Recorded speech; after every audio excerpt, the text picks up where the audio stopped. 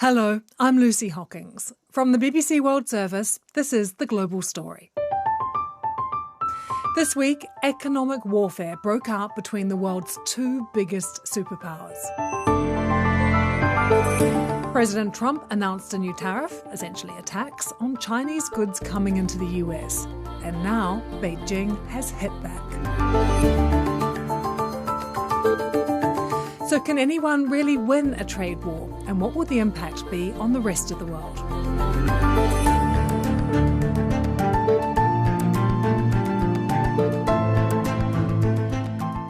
With me today is Ritika Gupta, who is our North America business correspondent, joining us from New York, and the BBC World Service Asia Pacific editor, Michael Bristow. Well, if there's one thing we know about Donald Trump, it's that he loves tariffs. The word tariff, properly used, is a beautiful word. One of the most beautiful words I've ever heard. It's music to my ears. I always say tariffs is the most beautiful word to me in the dictionary. They are at the heart of his economic plan for the United States. During his first term and also throughout the presidential campaign, he was very clear. He thinks tariffs are going to help make America and American people richer. And he also thinks that they're a useful tool in helping to get other countries to do exactly what he wants.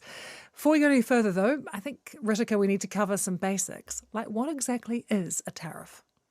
Lucy, a tariff is a tax on imported goods from foreign countries. So Trump had proposed a 25% tax on Canada and Mexico, which have now been paused. But as an example, say you had a product that was worth $4, that would result in a $1 additional charge. So the total product costing some $5 or so. President Trump repeatedly says that a tariff is a tax on a foreign country. He said that time and time again. Is that true? No, it's not necessarily the country that pays for the tariff. It's the importing business that typically pays that extra charge. However, many economists have warned that these costs will be passed on to the American consumer because your businesses, your Walmarts, your Targets, for instance, may be facing margin pressure. So ultimately, it'll be the consumer that pays. And that shows up again on their receipts when they go into their big box chain stores. So although there's been a lot of talk about the negative impacts of tariffs, for the Trump administration, there has been one big success already this week. When Donald Trump threatened to impose tariffs on Canada and Mexico, he said it was largely because of concerns about border security. Now, both Mexico and Canada have made big commitments to increase security at their borders. So, Ritika, can this be seen as a big win then for the use of tariffs?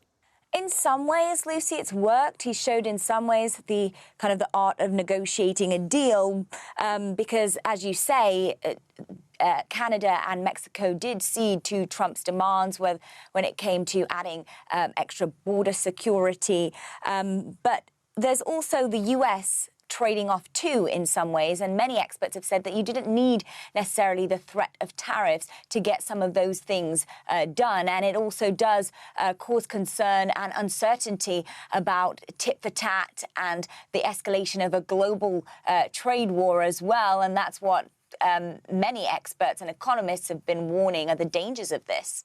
The biggest target of Trump's tariffs so far, though, has been China, and economists are worried that we could be on the brink now of a real trade war between China and the US. This isn't a new war, though, because President Trump began this economic war with China during his first term when he was in office. Mickey, why does Donald Trump see China as such an economic threat? Yeah, it's a really good question, and it's not necessarily obvious why China should be an economic threat. I think first and foremost, it's just a very, very big economy, which does a lot of trade with the United States. We're talking about $500 billion.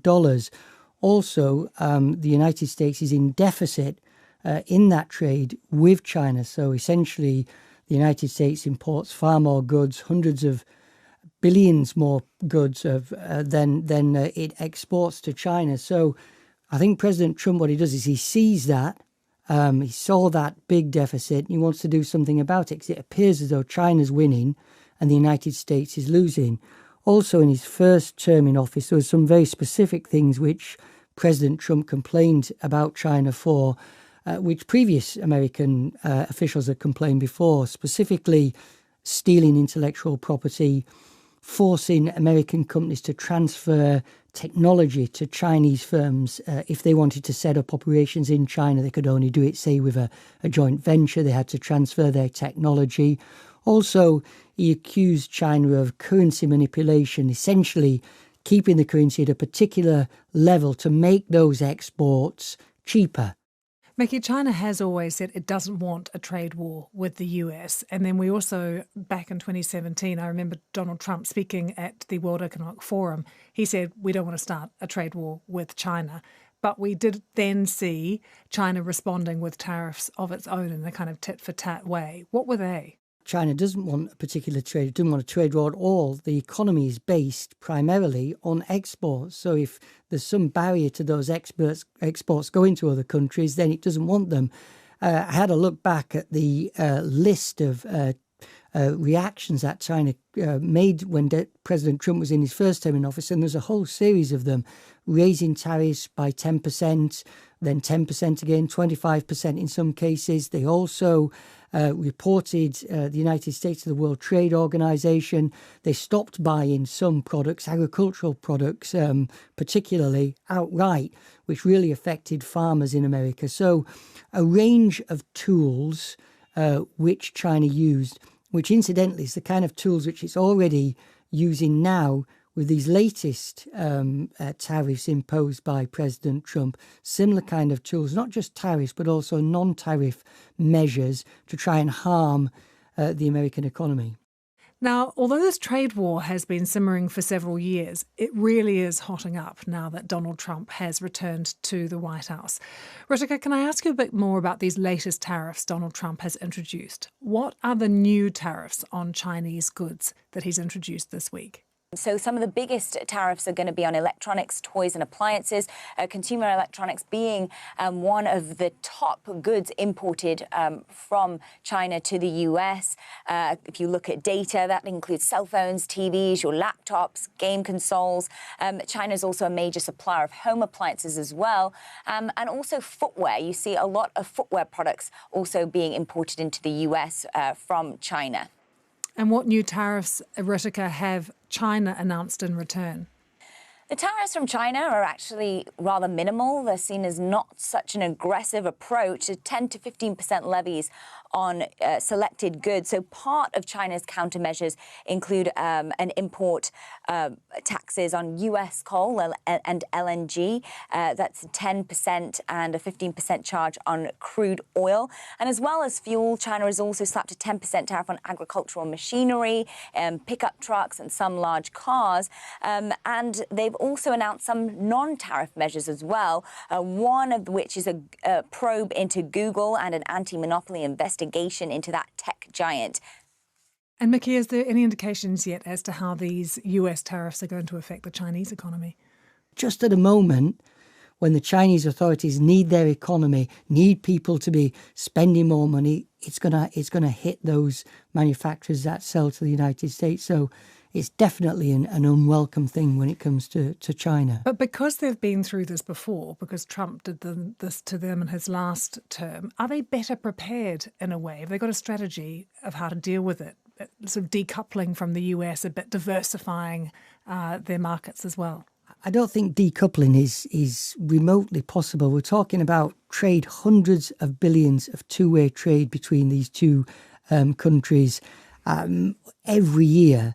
There has been some attempt by America, particularly President Biden, to try and not sell certain technology products, high-end technology products to China. But the two economies are so integrated that decoupling is really impossible. In fact, under the Biden administration, later on, officials stopped talking about decoupling and started using other words to suggest they're just targeting specific areas of the Chinese economy. Is China more prepared? I think he was expecting this. So before President Trump came into office, Xi Jinping, the Chinese leader, the Chinese ambassador in Washington, all went on the charm offensive, tried to persuade President Trump before he was coming into office, just don't do this.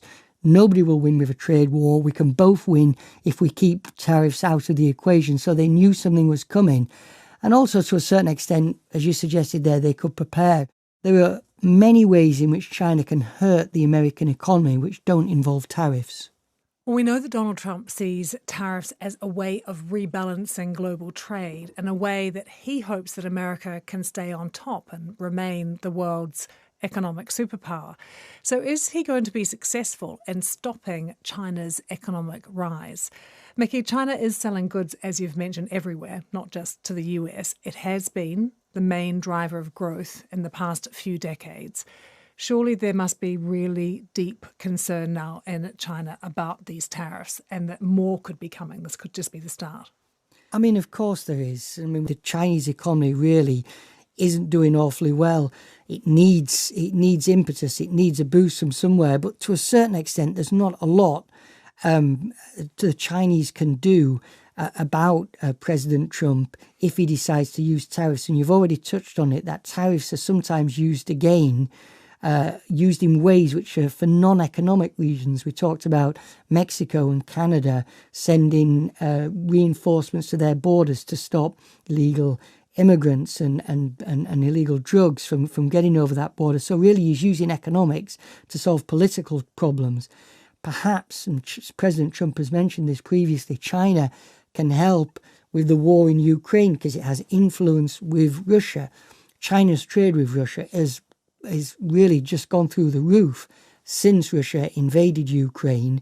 Hundreds of billions of dollars worth of trade between those two countries. So perhaps President Trump could persuade China to use its influence with Russia over the war in Ukraine in return for dropping tariffs. So that's politics being changed through economic means again. Everyone talks about President Trump being very transactional and he likes a deal. What's Xi Jinping like? Like if the two of them are on a call? Well, in some respects, quite similar. I mean, I think China doesn't always say out loud what its policy is, what its foreign policy aims, what it's trying to do. In fact, very rarely does it say. But I think if there is an overarching philosophy when it comes to China and Xi Jinping and the Communist Party generally, it's trade with the rest of the world. Trade has made us rich. Trade will make you rich as well if you trade with us. So in that respect, it is transactional. You know, we benefit, you benefit. Win-win is a constant refrain from Chinese officials. Trade is, as the Chinese see it, and most economists, most traditional economists would agree with the Chinese, it benefits both sides. I trade with you, you win, I win. Ritika, one of the things that economists say about tariffs all the time is that it creates price rises that ultimately end up being bad for consumers. Do you think that these new tariffs and the potential of a tariffs war with China could really impact consumers in America? That is something that economists warn of, is that ultimately the consumer pays the price for these higher tariffs, even if the companies initially pay for the tariff. There's a lot of pressure on margins for companies as their costs rise, and then ultimately the consumer ends up paying. So there is a likelihood that is what economists have been warning, and it is also seen as counterproductive in some ways to one of the key objectives that President Donald Trump had, which was to keep the cost of living for Americans low. And then there's also the issues of the monetary policy side and what it means for the Federal Reserve. If inflation rises, then it means that their interest rate policy would be impacted, whether they have to lift rates, and how that could impact the economy and economic growth. Ultimately, Mickey, we've got President Trump and Xi Jinping on the phone together. Do you think that Xi Jinping will bend at all, will give in to Donald Trump? They will give something. Definitely China will give something because of all the reasons I've explained before. The export economy is vital for the Chinese economy as a whole. They will not want that disrupted, particularly to one of their biggest markets. And if you look back at what China did previously in the first Trump presidency, they did make concessions. Some kind of deal was enacted in the end. Now, you could argue whether China didn't renege on those terms of that deal. It might well have done. And that's certainly what President Trump would argue. But China is just as determined when it comes to politics. And it too, I think, would be prepared not to go to the whole hog to appease President Trump. They have got their red lines. And I think they've got some really good measures or some measures which could potentially hurt America in a way that President Trump wouldn't want. And they're in it for the long haul. They don't have a limited time frame. They've got a longer time frame. So I think they will give some ground, but not as much as President Trump would want. And I know it's been a holiday in China, so we haven't seen the full response to this, but has there been any sort of increase in nationalism? We saw it immediately in Canada with Justin Trudeau coming out and big signs coming out saying "Buy Canadian" and Canadians booing the Star Spangled Banner at sports matches. Any kind of nationalistic fervour in China as a result of this? In this case, they won't want to, the Chinese Communist Party, try and drum up nationalistic fervour at this early stage, because they'll hope it's all resolved without too many problems, without getting everybody angry, in a way which makes it then difficult for the government to back down and do some deal with Donald Trump. But I think in the future, if this continues, that nationalist fervour will certainly play a part and stiffen the resolve of the Communist Party. Ritika, thanks so much. Thank you. Thanks, Mickey. Thank you. If you want more episodes of The Global Story, you can find us wherever you get your podcasts. Each day, we dive deep into one big international story in detail. And don't forget to subscribe and leave some comments below. We love to hear from you. Wherever you've been watching or listening, thanks so much for joining us.